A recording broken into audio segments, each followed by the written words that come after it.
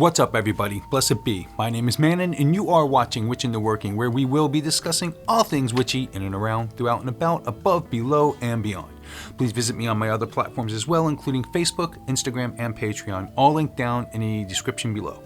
The full script to this video and most of the others is available on my Patreon account for download if desired, to build, for say, your very own Witch in the Working Book of Shadows. Also, please visit my Shopify store listed in the description below to get your Witch in the Working t-shirts, mugs, stickers, bags, beanies, or what have you. There are quite a few tools on the Witch's altar that are utilized during spells, rituals, and honoring deity. The thurible or censor, the chalice, the pentacle, the wand, the sword, the bell, book, candles, bowl of salt, incense, and or water. All of these things are very important in a typical witch's arsenal to help achieve what they feel they need to get done. Some witches don't use any tools at all, and this is just as valid as any other. Other tools can be seen inside of a witch's circle or sacred space as well, including staves, cauldrons, vases, and any one or more of various divinatory aids such as tarot cards, crystal balls, runes, or even bones. With this being said, I have but one last tool to mention that to some could be the most important tool to a witch, only second to a witch's intuition. This tool is the Athame. In this episode of Witch in the Working, we're going to talk all about the ins and outs of the Athame, and then I'm going to show you how to make your own if you so dare. So grab yourself something pleasing to the palate and let's get into it. Roll the intro.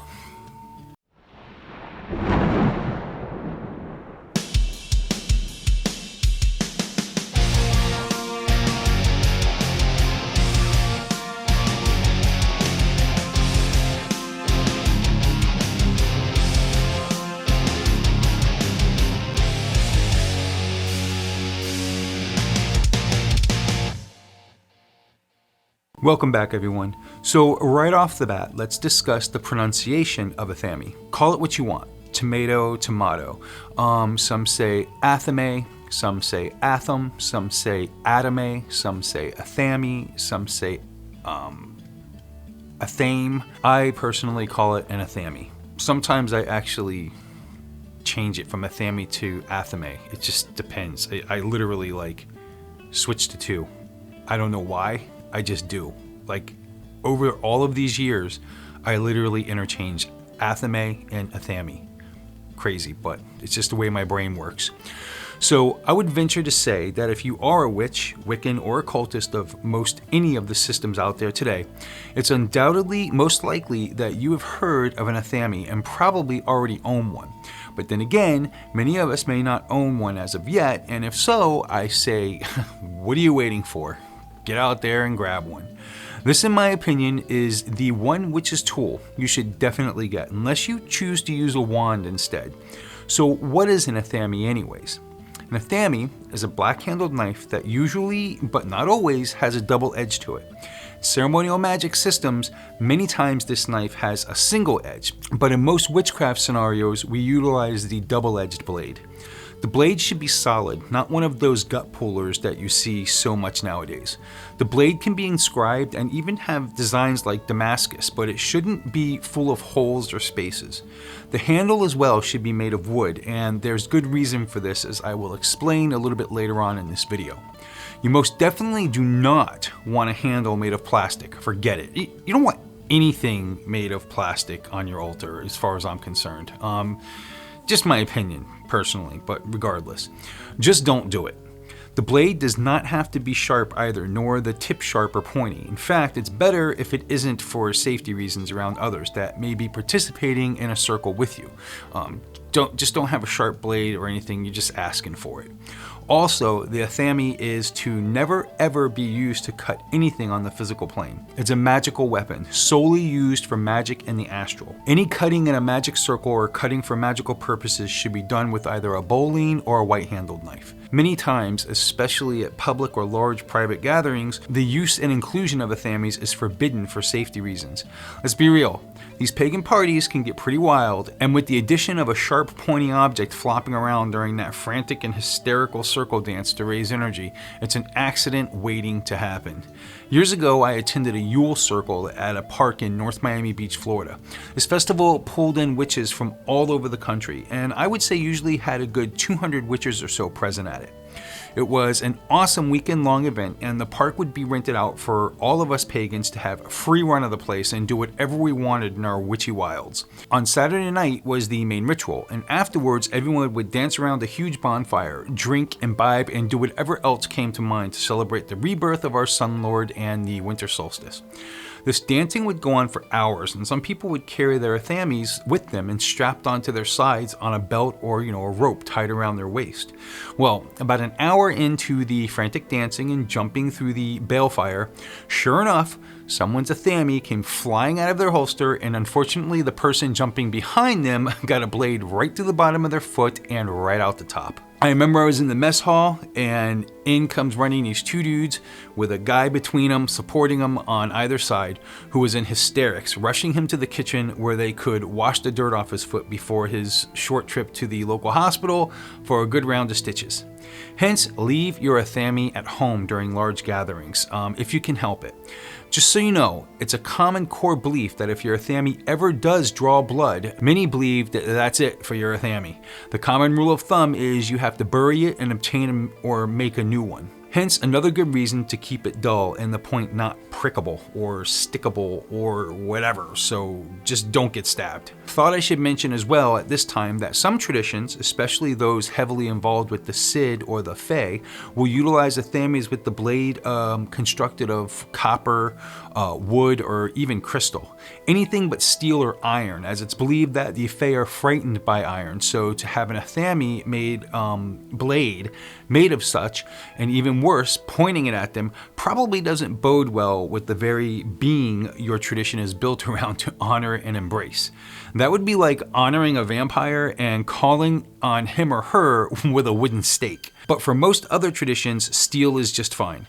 So where did we get the idea of utilizing an Athame in occult practices, especially those of Wicca and or witchcraft? It's believed by some that the term Athame comes from a series of corruptions from the Latin artivus, which translates to quill knife, which is well attested in the oldest manuscripts of the Key of Solomon.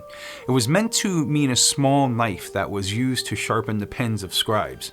Throughout text, it began to be garbled and went through many changes such as artavo, artivus, arthana, artanas, arthane, and finally the closest to what we have to our present word of today, Athame. Gerald Gardner, who is the father of our modern day Wicca, mentions the Athame throughout his literature as a ritualistic ceremonial dagger utilized by witches, much like a magician would use a magic wand, both being an extension of the practitioner to project energy amongst other utilizations within a circle. Gerald's use of the word Athame probably came from the modern French version of the Key of Solomon, be it known that Gerald was very, very fond of his weaponry.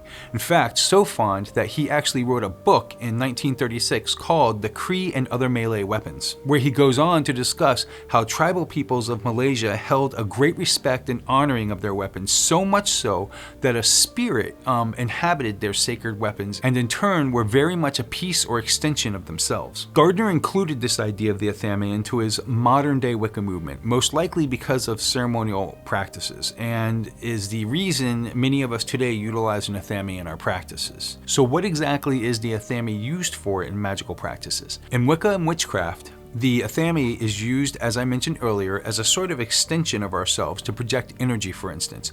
You know the common stereotypical wizard aiming his or her magical wand at someone or something and then unleashing a volley of whatever magical concoction he or she intended upon their target?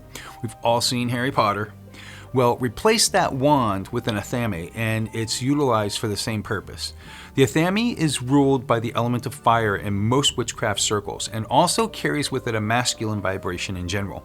Hence, a common practice in Wiccan circles is the Great Rite, in which a female participant holds a chalice representing the feminine and the receptive qualities of the feminine, and a male participant holding an Athame representing the masculine energy and projective qualities, combine the two in a magical and symbolic act of the masculine and feminine coming together for creation of all that is. The Athame is also used in magic circles when calling the quarters, where witches will stand in a specific direction, east, south, west, or north, and salute the direction with their Athames by pointing them up in like a 45-degree angle in honor of calling the spirits for that direction. Again, in a sort of salute to them as they are called forth to attend the rites. We never command in witchcraft rituals. Usually we most always invite. To the contrary, in many ceremonial magic circles, an Athame can be used to command spirits to be present, usually within a triangle situated on the outside of the circle, where the magician and his seer and scribe remain inside the protective magical boundaries of the circle. Also, in ceremonial circles, many times the Athame is actually ruled by the element of air as opposed to fire like in witchcraft. Another use in witchcraft for the Athame is sometimes it's used to actually draw the magical circle of a ritual. Some people or covens will use the magical sword for this instead, as it's larger and easier to reach the floor when drawing, but some will just use the Athame in their imagination and have at it. The sword has the same exact functions as the Athame, but the Athame is easier to handle in close quarters of the circle, so hence most all witches will use an Athame strapped to their side or placed on the altar before them and leave the ceremonial sword as a singular tool for the coven or solitaire, best utilized for just drawing the circle.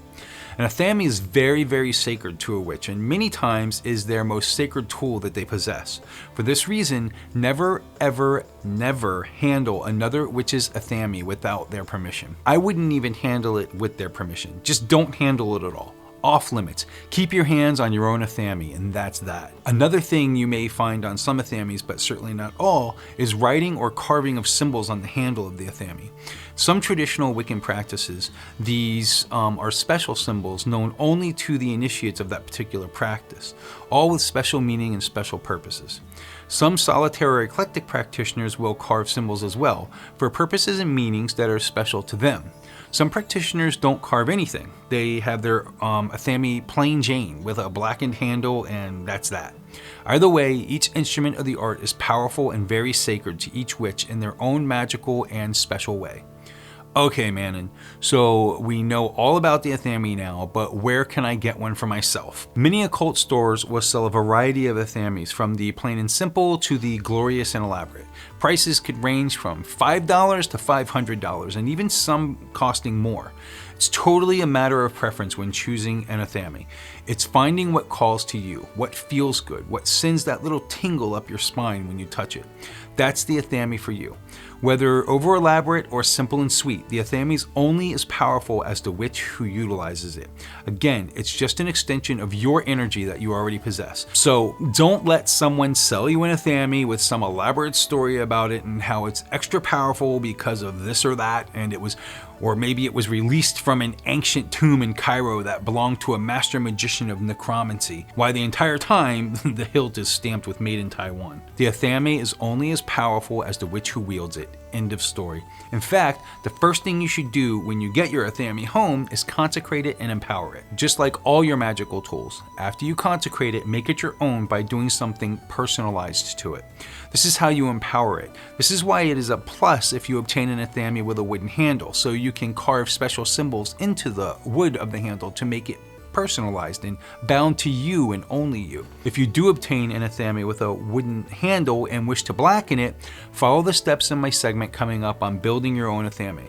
There I show you specifically how to blacken a handle without paint or a black wood stain or worse, magic marker. Of course, falling short of finding an occult store where you can physically touch and hold an Athame before you purchase it, there's Amazon, where you can most definitely order one. Same thing, once you receive it, consecrate it, and empower it, just as I spoke about earlier. So purchasing an Athame is definitely a legitimate and actually very common way to obtain your first Athame, and there's no shame in it. But making your own Athame, now that is a whole nother level of kick-assery when it comes to the true witch's weapon. I mean, it doesn't get any more personal and magical than building your own Athame from scratch. An Athame obtained in this way, in my opinion, is more sacred and magical to the witch than any of the other tools they obtain. So how do we forge our own Athame? Where do I get the steel to begin forging it into this masterful double-edged blade of power and sorcery? Well, you can go that far and actually obtain some raw steel and heat it up until it's white hot and hammer away on it and wash, rinse, repeat for hours until you have that perfect blade.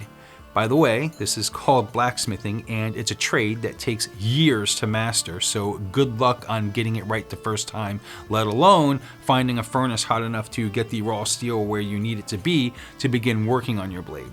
No.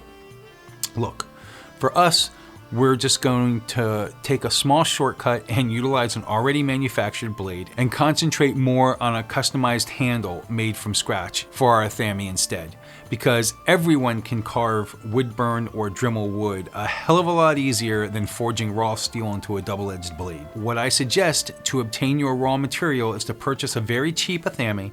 I got one for $25 and cannibalize it for the blade. For the handle of your Athame, you can get a tree branch and create a handle out of it, or you can go to Home Depot and purchase a wooden dowel and shape it into a handle with a little carving, sanding, and dremeling. So let's take a small trip and journey out of the studio, and I'll take you on a trip to show you how to build an Athame from scratch. So the first thing we need to do is either go out and harvest a tree branch to make a handle, or go to your local Home Depot or Lowe's or what have you and obtain a wooden dowel approximately 1 1/4 inches in diameter. I chose to go out into the woods and harvest a branch. I realized lately that 90% of the branches that I've been finding on the ground are rotted, so I knew I was gonna have to pluck one from a tree. I searched for quite a bit in one of my favorite spots looking for the perfect branch size. Any chance I get to go out to the forest is a bonus package for me anyways, so I totally didn't mind the hunt.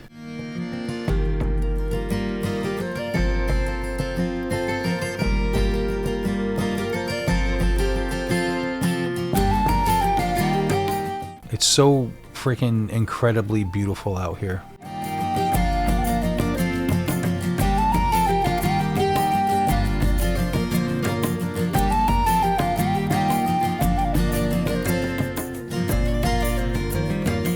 Finally, after searching, fumbling, and aimlessly bouncing around, I found my prize. This is an eastern hemlock tree and has numerous magical properties, and I made my besom in the besom video out of hemlock as well.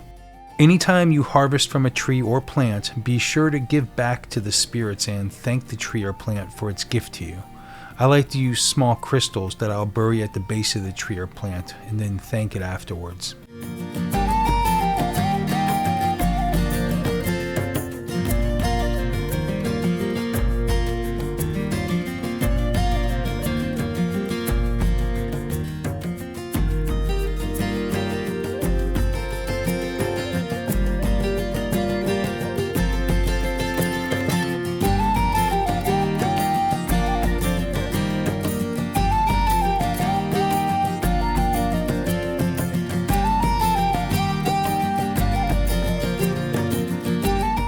Now I have my handle. Back to the house to start crafting our Athame.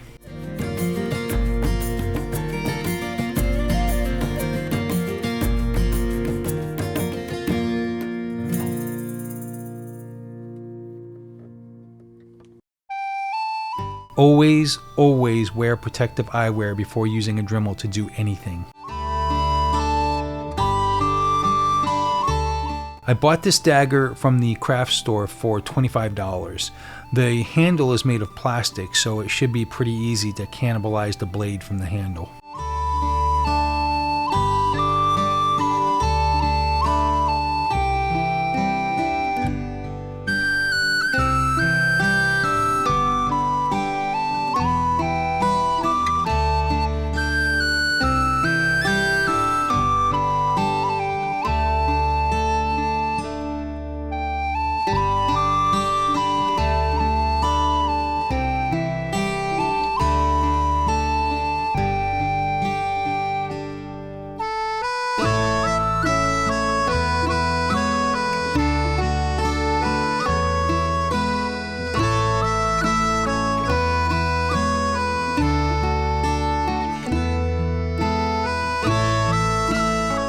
One blade ready for a new home. Here I'm just stripping away the outer bark from the handle. If you don't do this, as it dries, the outer bark will become brittle and start breaking off, taking your blackening and runes and carvings all with it.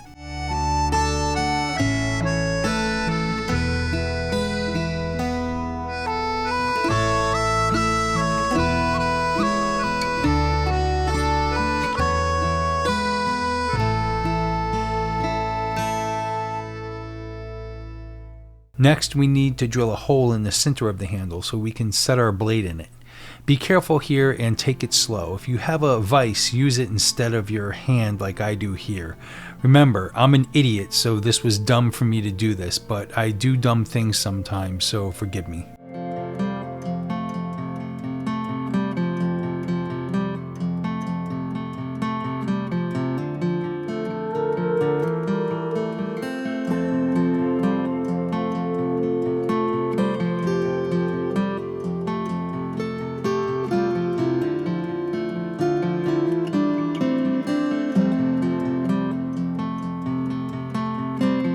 Next, we set the blade inside the wood. If you did harvest a branch from a tree, the wood should still be moist, and this is easier to do when it's moist like this.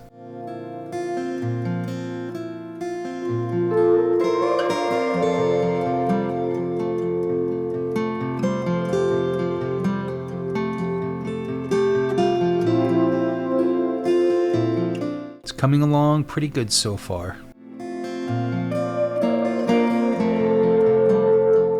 Next, you're going to want to give the blade some extra security. Use Gorilla Glue for wood and get it down in there. If you use some of the sawdust from when you drilled the handle along with the glue, it holds even better.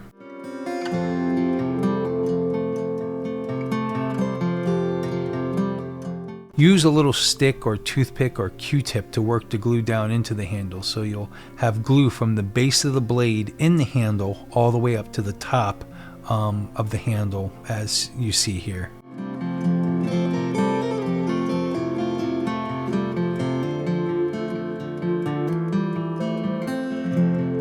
Once you got your glue worked into the handle, let it dry overnight. The next step is to blacken the handle. You do this with what's called lamp black. Lamp black is that black soot that builds up on things from some sort of fire. An easy way to get this is to get yourself one of these oil lamps and turn it up high so the flame licks the glass. After a few minutes, you should start to get some lamp black that you can wipe off the glass into a dish. Use your finger and start wiping the lamp black onto your handle.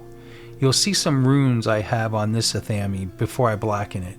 This is just some extra runes I like to carve into the handle before I blacken it and put more runes on top of those. You don't have to do this. The one set after you blacken the handle is just fine.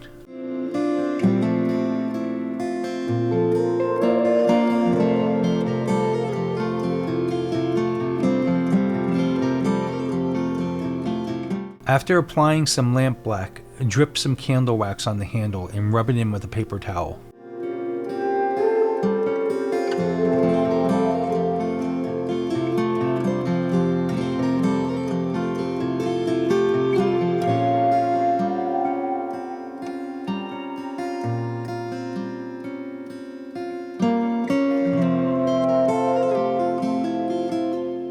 You'll need to repeat this process numerous times until your handle starts to retain the black without wiping it off.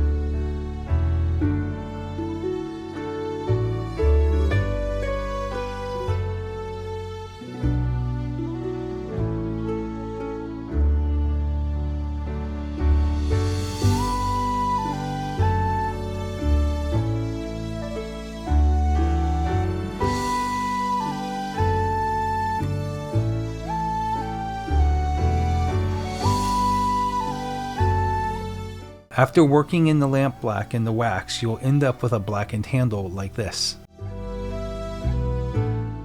Now you can go back and carve your runes or special symbols you might wish to apply. This isn't necessary. You may want to just leave your handle solid black. It's completely up to you.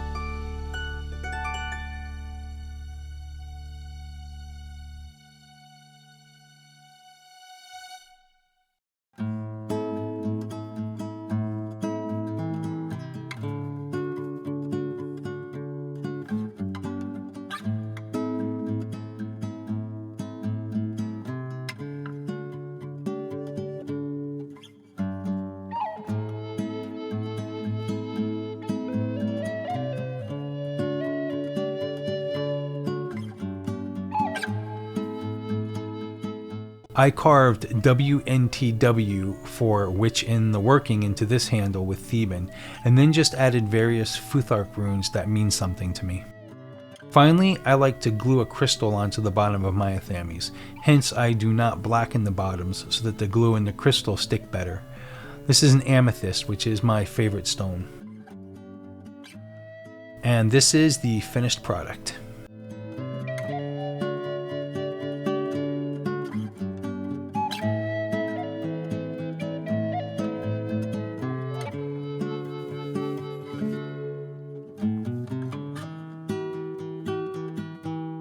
Well, that's going to wrap up this episode of Witch into Working. Do you own an Athame? How did you get it? What's it made of? Let us all know down in the comments below. If you like this video, please give me a thumbs up and please subscribe if you haven't already, and don't forget to ring that little bell to be reminded of the wonderful and future episodes to come. I love you guys and gals, and blessed be.